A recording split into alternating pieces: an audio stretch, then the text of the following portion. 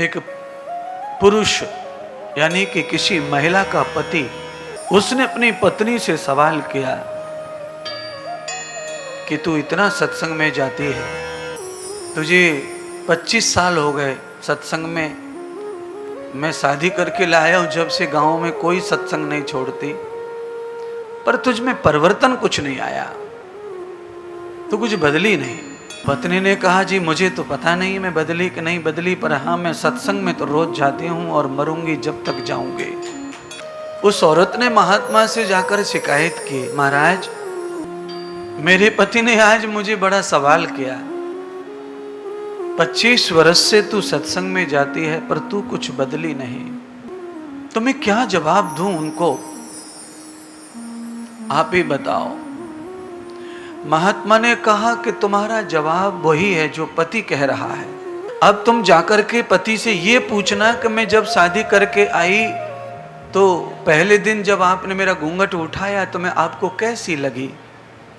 आई घर पे, पत्नी ने सवाल पूछा पति से कि एक सवाल मेरा भी है, आप बताओ। पति ने कहा पूछ। तो एक बात बताओ, 25 साल पहले जब तुम मुझे ब्याह कर लाए, उस दिन आप घर पे लाए, घूंघट उठाया, तो उस दिन में आपको कैसी लगी।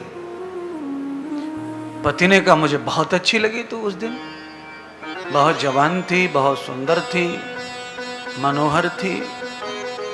तो अब आपका जवाब सुन लो, जो आपने पूछा कि मैं 25 साल में ना बदली सत्संग सुन सुन के, तो गुरुजी ने जो पढ़ा दिया था महिला को वही कहा, तो तू वही पूछ के उसको वही बताना कि शादी के 25 साल पहले आपने जैसा मुझे देखा और 25 साल के बाद भी आप कह रहे कि मैं नहीं बदली, मैं जैसी की वैसी हूं, तो ये कमाल सिर्फ सदगुरु भगवान के सत्संग का है। नहीं तो 25 साल में तो आदमी बुढ़ा हो जावे शादी के बाद और सब कुछ उसका बदल जाए, बोलना चलना रहना सहना रिश्ते। मैं वैसी की वैसी हूं। अगर मैं महान नहीं बनी, संत महंत भक्त नहीं बनी, तो मैं जैसी हूं वैसी तो बनी हूं, और ये सिर्फ सत्संग की वजह से ही संभव है। बंधुओं, हम जैसे रहें, जैसे जन्म लेते हैं, अगर वैसा ही हमारा स्वभाव रहे तो बिना किसी भजन के, बिना किसी जप के, बिना किसी हिमालय के, बिना केदार अमरनाथ के जाए हमारा कल्याण संभव है। अगर हमने अपने जन्म के स्वभाव को पकड़ के रखा तो जन्म के समय हमारा स्वभाव कैसा होता है, निर्लेप होता है, पवित्र होता है, निर्युक्त होता है, निर्व्यसनी होता है, बिना लालच का होता है, किसी के साथ कोई रिलेशन नहीं होता है, किसी के लिए तड़फ नहीं होती है, अकेला अकेला। अगर वही स्वभाव जीवन भर रहे तो आदमी को कुछ करना नहीं है, वो मुक्त के मार्ग पर ही है। पर जो जैसे ही वो बड़ा होता है इधर उधर मोह लगाता है, भटकता है, कहीं जुड़ता है, और जब वो यहाँ वहाँ जुड़ने लगता है तब उसे भगवान से दूर होने का डर पैदा हो जाता है। उस समय उसे फिर भजन करना होगा, गुरु करना होगा, जप करना होगा, दान करना होगा, तीर्थ करना होगा, जिससे कि वो थोड़ा परमात्मा से अलग ना हो, प्रभु से जुड़ा रहे, भगवान से जुड़ा रहे। इस भगवान कथा के माध्यम से ही सिखाते हैं, ये परमात्मा कथा के माध्यम से दर्शन कराते हैं। क्या मिला सत्संग से, तो कहा 25 साल पुरानी जवानी कायम रही सत्संग के कारण। और ये मेरा जीवन का भी अनुभव है बंधुओं बहनों।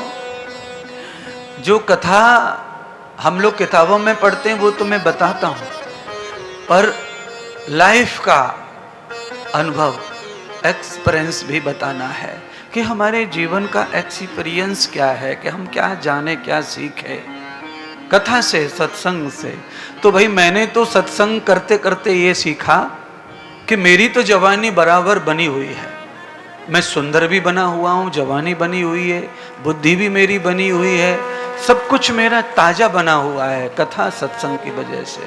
तो मुझे बाबा उस महिला के इस बात पर विश्वास है कि आदमी जब ज्ञान सत्संग रोज ग्रहण करता है तो उसे नित्य ताजा आत्मीय मानसिक बौद्धिक आहार प्राप्त होता है, भोजन, आत्मा मन का भोजन प्राप्त होता है, बुद्धि का भोजन प्राप्त होता है, चित्त का भोजन प्राप्त होता है और उसके मलिन पापों का नाश होता है। इसीलिए वो हमेशा जवान सुंदर बना रहेगा, हमेशा उसकी सुंदरता बनी रहेगी।